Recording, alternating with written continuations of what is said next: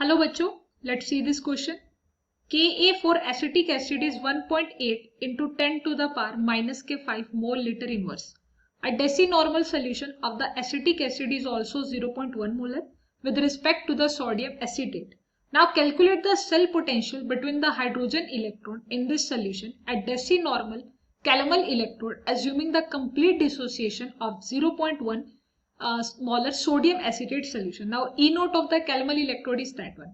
As per question data, आपको यहाँ पर गिवन है कि आपके पास एनोड कैथोड यानी एक सेल बना है. बेसिकली यहाँ पर ई नोट आपको दे रखा है cell, E note of the calomel electrode, calomel यानी mercury chloride, mercury chloride. So अगर मैं एज पर डाटा क्वेश्चन लिखती हूँ तो मेरे पास यहाँ पर जो एनोड आएगा यानी एक सेल रिएक्शन हो रहा है. एनोड पर होगा क्या? एनोड पर आपका जो हाइड्रोजन होगा that's a 1/2 hydrogen and can dissociate into the H+ and electron. So anode पर आपका हो रहा है oxidation.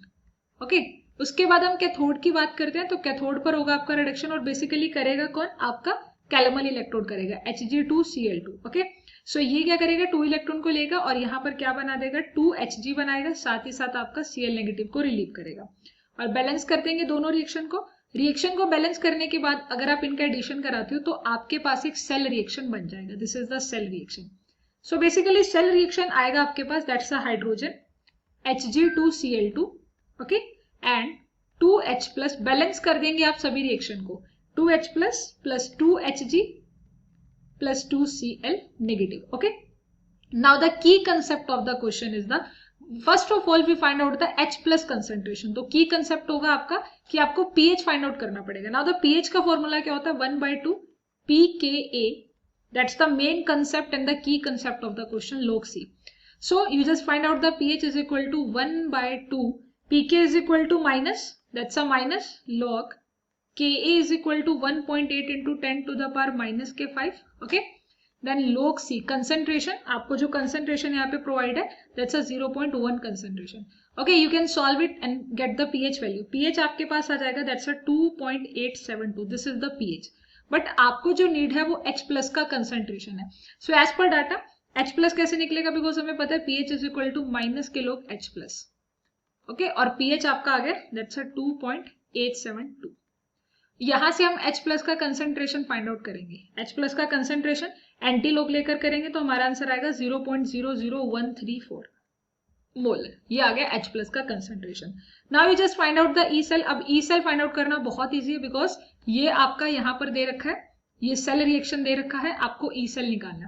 So E cell is equal to E naught cell. Calomel electrode आपको दे रखा था minus 0.059 divide by 2. Okay, that's a log and H+ का whole square.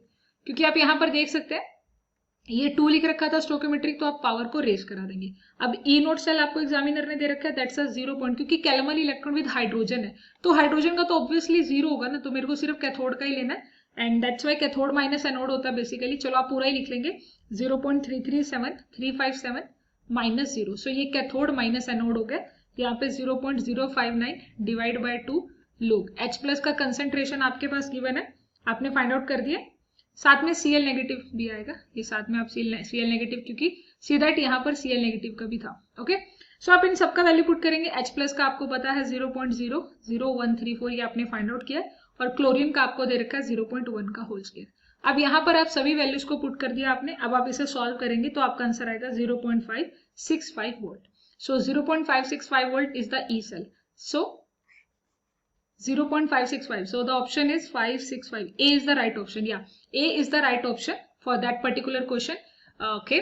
Hope you understood it well. Thanks.